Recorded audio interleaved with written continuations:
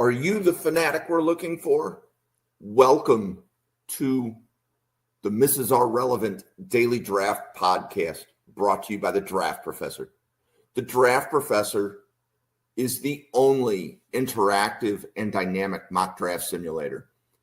Dynamic means that the picks from one mock draft will influence the players that team selects in the next mock draft. This can be done with a first-round challenge. This can be done with a second-round challenge. This will be done with any mock draft from the Draft Professor. In addition, the Draft Professor has rank players functionality, allowing you to rank players and build your own big board and then compare your board to that of other users at the Draft Professor. In addition, the Draft Professor has draft a team functionality.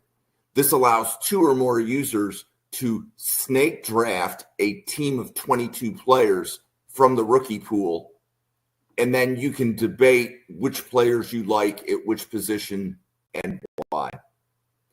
Thank you for tuning in to this podcast. This episode will begin shortly. Well, welcome to the Mrs. R Relevant Daily Draft Podcast. I'm joined today by Brian. Brian, how are you doing this morning? Good, yourself? I'm doing pretty good. So Brian and I are going to go through some offensive linemen. We have some familiar names and some new names. So we're going to kind of get Brian's scouting reports on, I believe it's 8 offensive linemen. And let's get ready to go. So the first offensive lineman up is Marcus Wehr from Montana State. So Brian, what do you want to tell us about Mr. Marcus Wehr? Yeah, so what I was on film was, he's got a good frame, and it looks like his frame looks like he still adds some bulk to it, so maybe he can get to 310-ish. And he's pretty explosive off the snap. I did notice he's when I looked into him, he's a little bit on the older side. He's actually going to be 24 as a rookie, so he's a little bit of an older guy. But he has tackle guard experience. That's obviously good. The NFL is going to like that. But I think he's going to be mostly guard in the NFL because his arms are a bit short, and then to play tackle, that is. His pad level does get too high, but he starts out good off the snap, but it raises up throughout the rep. And then he's quick off the snap. He's athletic enough to be used as a puller. He can get to the second level pretty fast, and he tracks down linebackers. Sometimes he'll be a little too fast at it. He needs to slow it down and be a little more patient. And then he needs to use his arms and his hands more in the running game. He tends to kind of just throw a shoulder into guys.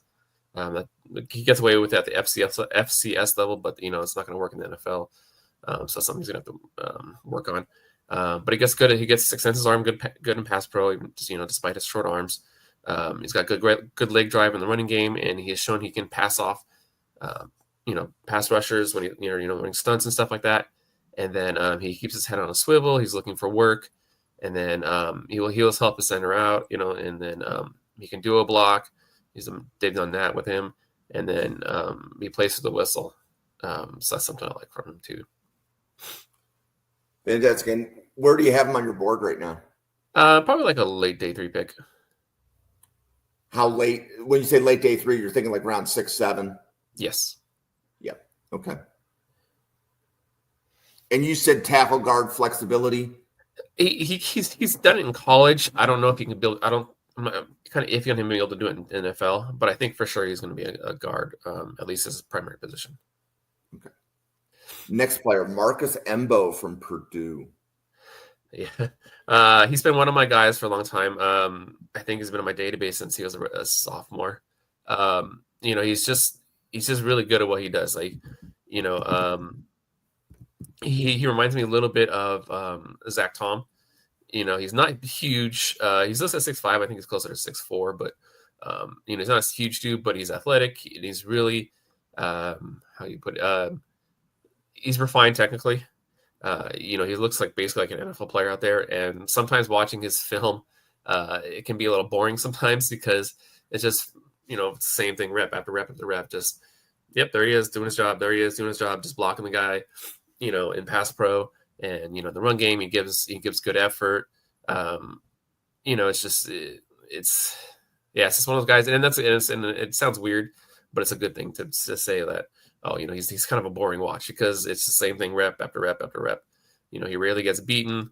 He plays hard in the run game.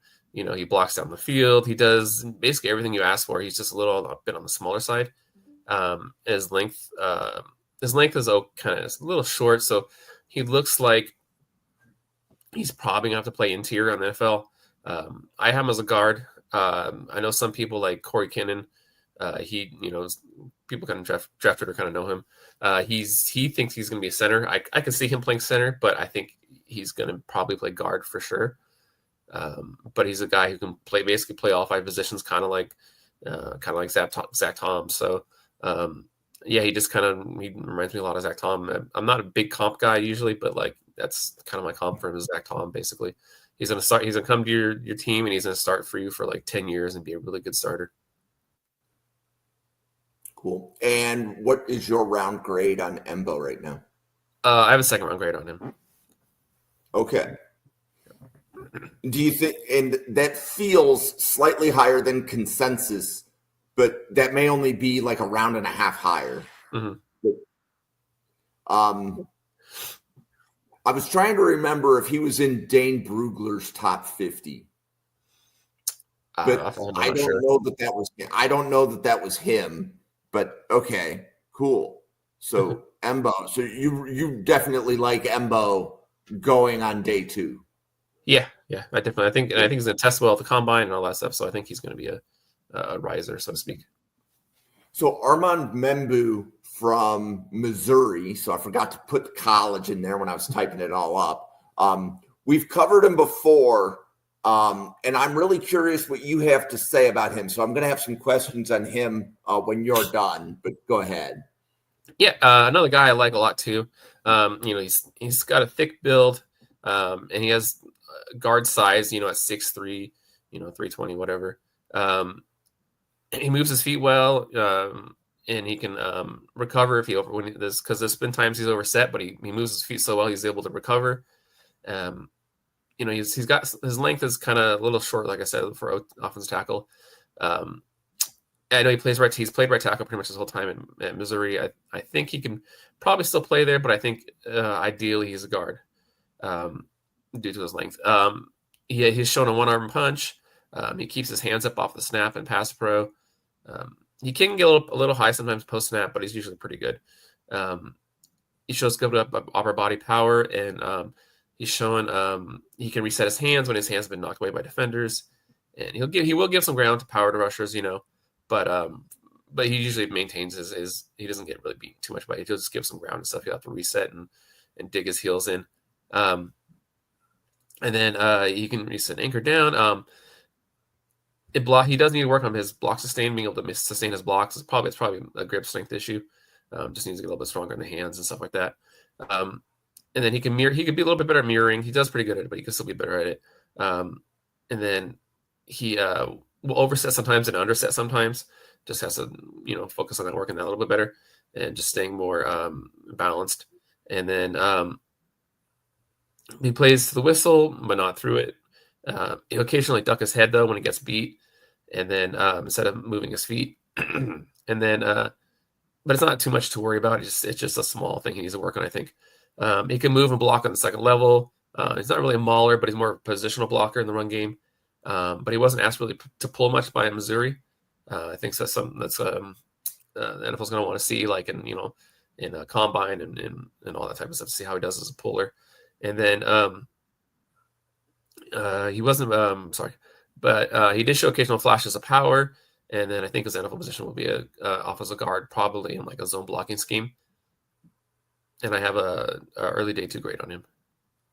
Okay, and you are the second one to say early day 2, so you've already answered one of my questions.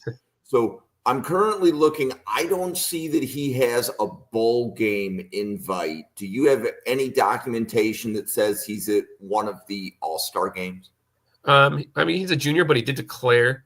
I haven't that I can think of offhand. I don't think he hasn't confirmed that he's going. He probably has an invite by the Senior Bowl. but I haven't seen whether he's confirmed whether he's going or not. Yep, and I'm looking at my Senior Bowl list. He was not on the list that I'm maintaining, but my list is not the source of truth. Right. So, okay. So a couple questions. So you said he's right tackle at Missouri, and then you mentioned some comments on the length. So can you remind everybody what your threshold for length and an offensive tackle is? So it generally, because I've done my research on it a bit on length for tackles in the NFL, and it generally seems that the NFL views guys with at least 33-inch arms as they can play tackle. There are obviously guards that have longer arms, but that's kind of the general seeing threshold as far as tackles. So if your arms are under 33, generally the NFL is going to see you as a guard. There are a couple tackles in the NFL that have 32 like and a half, 32 and 3/4 inch arms, but it's rare. At least that play, at least how do I put it, guys that play there on a consistent basis or are starters at tackle. Generally speaking, like I said, if you're under 33-inch arms, you're going to be a guard in the NFL, or even a center if you're even shorter. And what do you have your preliminary measurements on Membou's arm length? I don't think I have any confirmed. Let me double check. I'm pretty sure I don't have any confirmed length on him, but just watching him on film, his arms do look a little bit short. Okay. That's just what I noticed when he's blocking and whatnot. And I'm about to ask you $1 million question. So if you had to guess whose arms are longer, Membou or Will Campbell? Oh, or is it the same discussion with both players? I think it can be, but I think just because of Membou's height, I think because generally speaking, when you get these 6'3" guys, they don't have really super long arms generally. And Campbell's like 6'6", so I think sometimes it seems Campbell's arms a little bit shorter just because he's 6'6" versus Membou being 6'3". Okay. But just looking here real quick. Yeah, I don't have any confirmed arm length on Membou. But yeah, the arm length is probably somewhat similar. Maybe Membou might be a tiny bit longer, but I think it's probably similar length. Okay. And again, so this is the second time that Membou has been mentioned on the channel. Brian his grade is really similar to the one that was given before, which was going to be day 2. So my opinion is, with a tackle class the way that it is, right, that this is a name that we want to be paying attention to, because I think we're going to see tackles go ahead of where they're graded if we know they can play tackle. Right. It's a high demand position. So, for example, if New England took Membou early in round 2, Brian, right, would that surprise you? No. I mean, like I said, I think he's going to be a guard, but I think he could play tackle, and I think there might be a team or two that maybe even 3 or 4 or whatever that might even see him as a tackle. So, and New England needs a guard and a tackle. So, assuming New England early goes wide receiver, right? Because that seems to be where the sweet spot is, based on where New England's picking and what it looks like in early round 1. Membou, if he can play guard or tackle, New England needs 4 new offensive line. Yeah. Right. So they can draft him, and then they can try to figure it out when they're, in camp or whatever, where they decide to put him. But, but could you see him go in the first 10 picks of round 2, or do you think that's too rich? I could see it. Yeah, I can see it. And out of curiosity, what offensive lineman do you have ahead of Membou on your board? Like, who are 2 or 3 guys that are immediately ahead of him on your board? Like just pure offensive lineman? Correct. If like in the not a super lot of guys. Like I have Bow ahead of him. I have Millam kind of in his area, in his range. Because this is just for me. I don't really rank my players like 1, 2, 3, 4. Like I kind of put them in like tiers kind of thing. Yep. Yeah, I have Millam kind of in his range. Donovan Jackson kind of in that range. Savai was earlier in the first round, but so he'd be above him. Of course, Campbell's above him. Banks is above him. Simmons is above him. Connerly's above him. Ursery's above him. Okay. And yeah, no, I was just trying to get the feel for the tiers and how you had him. Yeah. And I'm just saying, like, this is a player that the draft community is not talking about much. The media is definitely not talking about him. But everybody at the Draft Professor that has put eyes on Membou is giving a report really similar to what Brian just gave. So if you want to watch those reports, it's on the same channel as this one. So there's an offensive line channel on the Draft Professor. Just have to find the episodes that we covered Membou, and you'll hear a report very similar to what Brian just gave. So, Brian, I really appreciate that. And that's why we have more than one person giving scouting reports in each position. Yep. So the next player, and this is a new one for me. So what can you tell us about Tellek Lockette from Texas State? Yeah. So he's a 2-year starter. He's exclusively been played right guard. He hasn't played any other position. He is a junior at Texas State, so he may or may not come out. But he got him listed there 6'3". I have 335, but either way, he's over 320 plus. Strong upper body. He can stand up to power rushers, but he looks like he can stand to rework his body a little bit. I think he could probably play, around 320, maybe 325. If it's like I said, I have him listed at 335. So if he's 335, I think 325 would be a better weight for him. But his length is kind of middling, so I think that's why he's going to stay on the interior.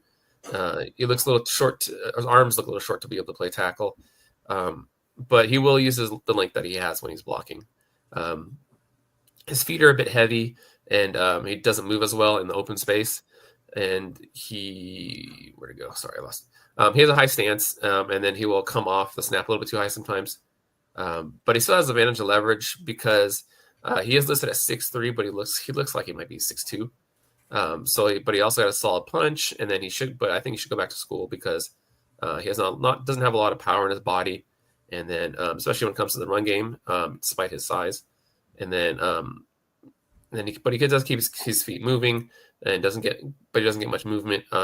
And then his aiming points in the run game are really good. He almost never misses his point, and then he always hits his mark, like I said. And then speed and explosive will give him some trouble, and then he'll take a little too long resetting his hands. So I think he just has some technical stuff he needs to work out, rework his body a little bit, and then go back to school for 1 year, maybe even transfer up to an FBS school, and then come out next year. But if he did come out this year, I have probably a mid day 3 grade. Okay. Oops, sorry about that. Okay.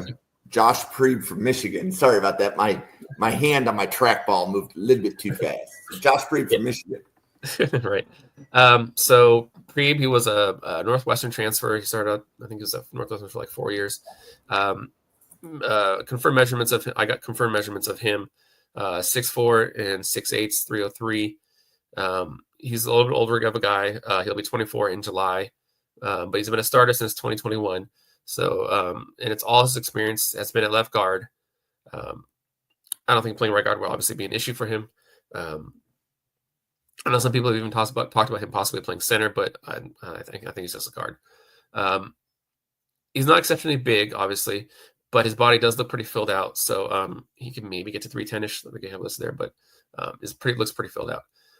So he gets his hands inside and maintains leverage in pass pro. And then he's been used as a puller at times, but he doesn't look really explosive or fast doing it. So I don't know if he's going to be able to do it a lot in the NFL. And then he gets good body position in his pass sets. He bends his knees, he gets his back straight, he sets a wide base, his hands are at the ready, all that type of stuff. He's pretty technically proficient as a pass blocker. His length looks okay, solid, for an interior guy, but not really exceptional. So probably in that 33-ish, 33.5 inch range. And then, but he handles power really well. He's really difficult to bull rush. He doesn't give any, he doesn't give up much space. Sorry, when he's dealing with power. But as a run blocker, he doesn't get a lot of movement in the run game, and then but he does give good effort. You can see he's given his all, and then his body movements look well coordinated on the field, and then you can see the experience, like I said earlier, like with his technique and stuff, and then his body movements are well coordinated, and then he shuffles from side to side pretty easily in pass pro. He can readjust his hands during a play. If it looks like if he's starting to lose, he'll kind of readjust and he'll kind of get his his hands in lock. And then he can get to the second level, but it's unlikely to lead. He's not likely to be a lead guy on like pulls for screens or anything like that. And then his speed and explosiveness does give him trouble in the pass game. Where'd he go? Sorry, let me check my notes. He'll have trouble. But he has trouble keeping up. Sorry, and then he has trouble hitting moving targets at times. But he'll keep his body between the defender and the ball carrier or the quarterback. But I've noticed this past year he had some issue with communicating on stunts. I'm not sure if it was the center's fault or his fault. It's hard to tell sometimes with those things. But I noticed on stunts there were issues with communication with passing off stunts. So I think that's something that NFL teams can look at, whether that was him or whether it was the center or what was going on. But I noticed he had a lot of issues with passing off stunts this year. And what round grade do you have on him? I have a mid day 3, so like 5th round. Okay. And when I was putting the graphics together, I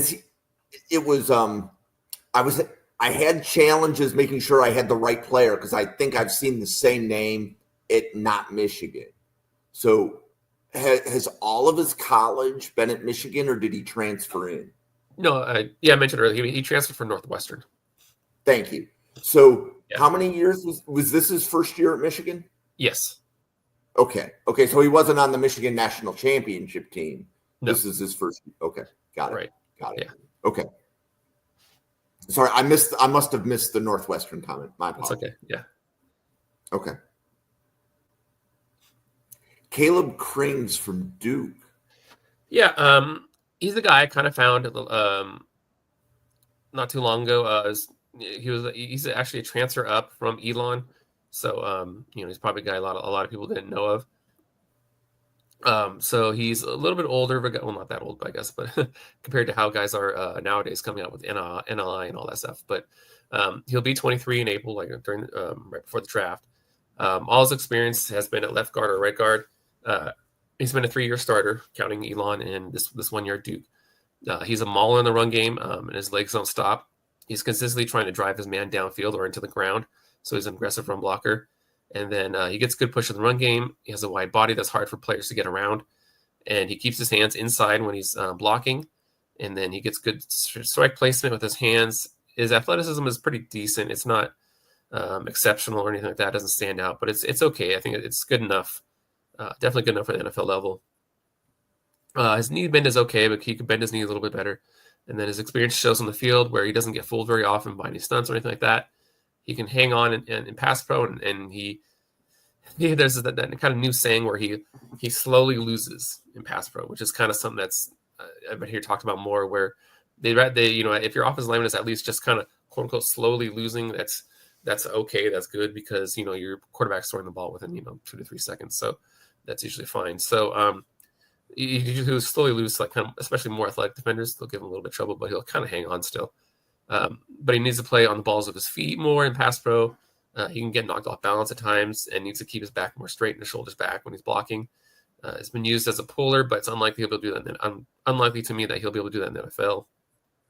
And then his arms are a little bit on the short side. But he's, like I said, he's a wide dude and he's hard to get around. When he can latch on, he has pretty good grip strength. But he could use an offseason in an NFL strength and conditioning program. After having played at the FBS level just for 1 year, he looks like he could probably spend a year in a NFL weight training program. Okay, and what round grade do you have on Caleb Krings? He's another guy I have as like a mid day 3 player. Okay, big finish. We have 2 guys from Alabama coming up. So Jaeden Roberts. Yeah, so Roberts is he's pretty crazy looking, because his size listing, he doesn't I have 6'5", 310, but either way, he's not listed as a huge guy, but you just look at him, he's humongous. Like he looks like he's bigger. And you look at his arms, you can kind of see in the picture here, he's got muscles on top of muscles. He's like one of those guys that you would say, an all body team, a guy who you want to be first off the bus, that whole thing. Like he's just this humongously muscular guy. So that's one of the fun kind of interesting things I noticed. But he's a powerful run blocker with very little body fat. I kind of just mentioned that. He does have a tendency to lean forward and lose his balance at times. He can be a little too aggressive and overextend himself at times. I see a lot of defenders use swim move on him, and he gets beat with swim moves a lot. So he needs to improve his patience and keeping his butt down. That'll help with that. And then just obviously just general technical work. And then he's got a pretty wide base and doesn't give up much in terms of power in the passing game. He's got a pretty huge wingspan. I watching his arm length might be 34, 35 inches. He's got really long arms. But he bends at the waist too much. And then his awareness and his spatial awareness and football intelligence needs to improve. He's had rushers and blitzers kind of blow past him when he's not paying attention. He's not doesn't have his head on a swivel and that type of stuff. He's like focusing too much on doing something else. And then but he does a good job of IDing stunts and passing off to his tackle and stuff next to him. He delivers a good pop on contact when he's in the run game, and then he'll continue to push even when he's down. I've seen him continue to push even when he's down on a knee. He's still blocking guys. He's down again, and he's getting back up and stuff like that. So it's you can technically see that like that. And then he'll get back up. He'll stay locked on his defender. He looks really good as a move on the move as a puller. Sorry. But he still wants to put those guys down on the ground, and he can smoothly switch blocking assignments. His feet look well coordinated. He's shown some flashes of using independent hands, but he still needs to get better at that. And then you would like to see him use his wingspan more because he's got long wingspan, long arms. I like to see him use that a little more. And then it just needs to clean up a lot of technical issues. And then right now I have him as an early day 3 pick and a guy I think he probably should return to school, just like I said, just to continue to refine his technical stuff, play a little more patient and stuff like that. Yeah. So I think you're the 5th person at the Draft Professor to cover Roberts. So we've covered him. This is at minimum the 3rd podcast, and I think one of the podcasts had 3 people cover. Mm-hmm. So he's one of the players that we've identified as what we call high variance. There was at least a couple people that put him midday 2. Mm-hmm. There was at least one person that put him at round 6, and you're right in the middle. Uh-huh. But the reason I point that out is when there's a high variance on a player grade, some of it's the evaluation technique, right? But then some of it is there may be some things that we don't know, or it's not clear when you're looking at the film, when an evaluator is looking at the film, if everybody evaluates the same thing the same way. Right. And Jaeden Roberts there was another example. We have a group chat at the Draft Professor for everybody watching. And somebody put up an offensive line clip of a different player. And I was amused because within the clip, somebody was saying it was teach tape and somebody was saying that's a really bad rep. And it was funny to see 20 different people give their takes on one clip. Uh-huh. And there's even 20 people can't even give the same evaluation on just the same play. So just definitely understand that as you're listening to scouting reports on Roberts, understand that I think this is going to be what would be known as a high variance player. You're going to see them all over the draft board. Now, one of the things that we're doing with high variance players is there's a group that's covering high variance players on Monday. So the Monday podcast has some Senior Bowl players and some high variance players at the same position. So like as this episode records, Brian and I are recording this on a Saturday, and this is probably going to air on a Tuesday. So if you look at yesterday's episode, the Monday episode with Jake and Josh, they're doing wide receivers. Some of them are high variance, some of them are Senior Bowl, and they're going to compare where they would stack them on the board. And any high variance player, the goal would be to have more people watch them to try to take whatever that variation was, and I don't want to say create consensus, but at least give multiple opinions. So, okay, next player, Tyler Booker. And again, I forgot to put the school in, but it's Alabama. And again, I think you are the fifth person to cover Tyler Booker. But what do you want to tell us about Mr. Tyler Booker? Yeah, so he's a huge guy. He was 352 last year, but I believe I shouldn't say I believe. If you watch him play this year versus last year, you can tell he's dropped some weight. And even Alabama, that kind of shows on the Alabama website, they have him listed at 325 now. So yeah, he was really big last year. He looks like, and you can see the difference in his film this year versus last year. You can see the weight loss looks as how do I put it. It's a good weight loss for him. That's what I was trying to think of the word. Anyway, so he has good length for a guard. He's well built. He'll be 21 at the time of the draft, so he's still a pretty young guy. He has good body positioning off the snap. He's got a straight back, bends at the knees, and I've really noticed he really can torque dudes down there. Like the defense can really torque him, and just with his natural strength. His body positioning post snap is good as well. He keeps himself between the quarterback or running back and his defender. He moves better. He moves a lot better, like I said, with the weight loss. He has the feet to kick out to right tackle, I think, if necessary. And he keeps alert in pass pro and uses his length well. He'll keep the defender at bay, and then he'll give ground to power rushers times who can get leverage on him. But he is also able to recover and has a drive to bury his defender in the ground. I even noticed there was it's a funny play I put in my notes just because that was funny. He'll even use he used on a play. He used his back to lay on top of the defender. So like he was blocking, he went and laid back on the defender, like on his back. It was pretty funny. But he's athletic to be enough to be used as a puller, and he moves really well in space despite his size. And his legs are always driving. When he latches onto a defender, he won't let go. He's hard to get off. And then, but he could use work on his aiming points in the open field when he's blocking, as a puller, he's blocking second level. And then he'll occasionally miss on some punches, but his athleticism is so high that he's able to recover pretty easily. But that's still something he's going to need to work on for the NFL level. He'll match and mirror his defenders in the pass game. Sometimes his shoulders got over his feet. It wasn't a lot, but it was noticeable. And then, not enough to be concerned. He has good base and is rarely on the ground or off balance. His potential is really sky high. He could be a Pro Bowler if he cleans up his technical flaws. He did play. Interesting enough, he played left tackle for one game in 2024. He gave us some pressures, but he looked like he could handle right tackle if needed. And I have a late first grade on him. Cool. So love hearing the late first. Love the Pro Bowl possibility call out. Like most people don't go on record calling that out for draft prospects, so that's awesome. I think it's the potential's there, of course, right? Always. So Brian, I do have some questions to close it out, but before we close this out, do you want to tell everybody kind of who you are, how they can find your content?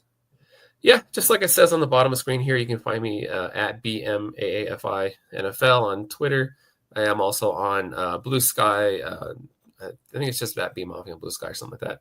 And then, of course, you can do anything I've written. I've done writings for Gridiron Heroics, and then, of course, you can find me here on the channel. And I usually write for the Cheesehead TV Draft Guide when that comes out in I think it usually comes out in March. And yeah, that's about it. Cool.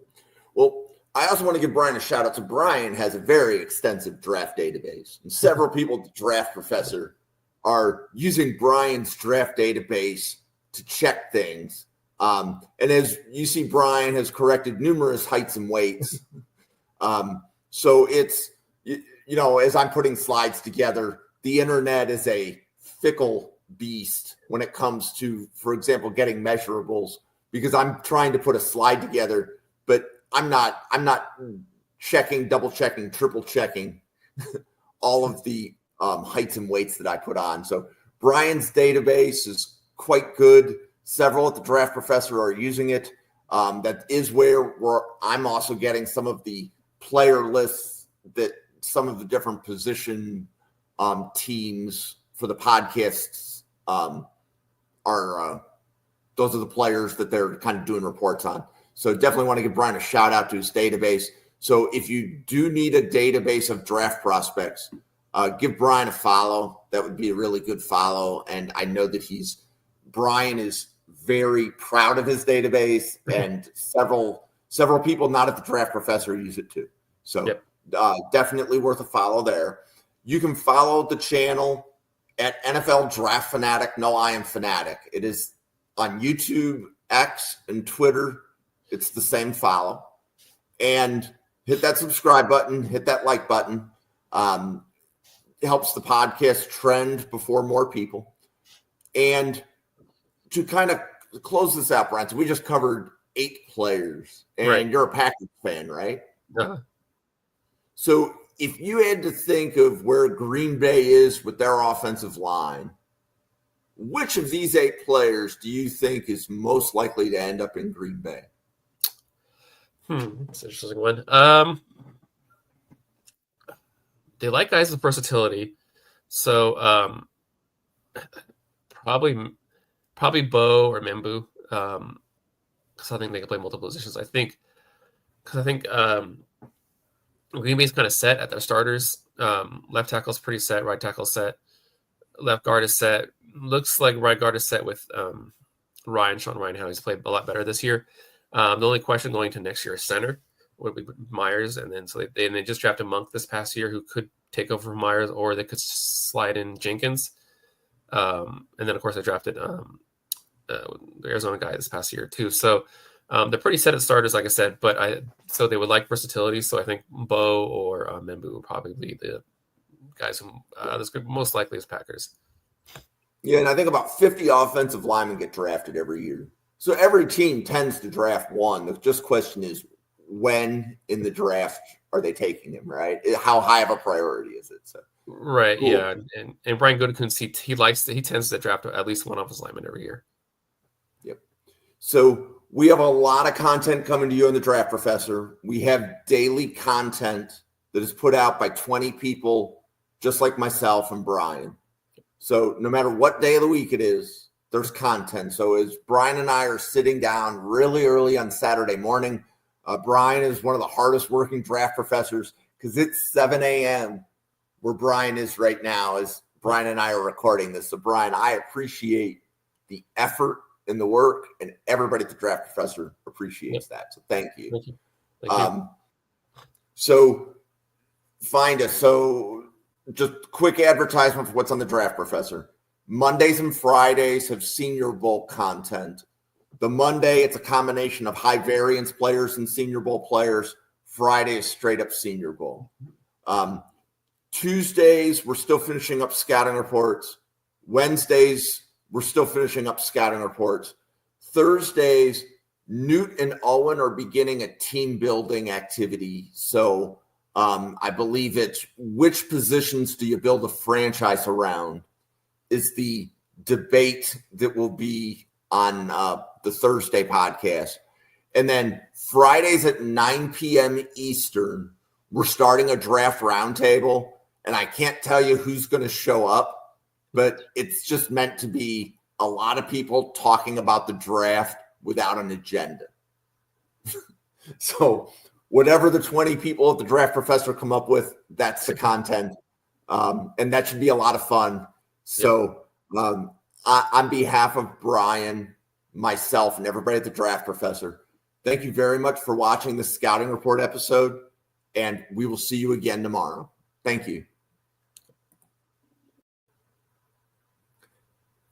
Thank you for watching this episode of the Mrs. R Relevant Daily Draft Podcast, brought to you by the Draft Professor. Please follow the Draft Professor on YouTube, X, and Twitter at NFL Draft Fanatic. No, I am Fanatic.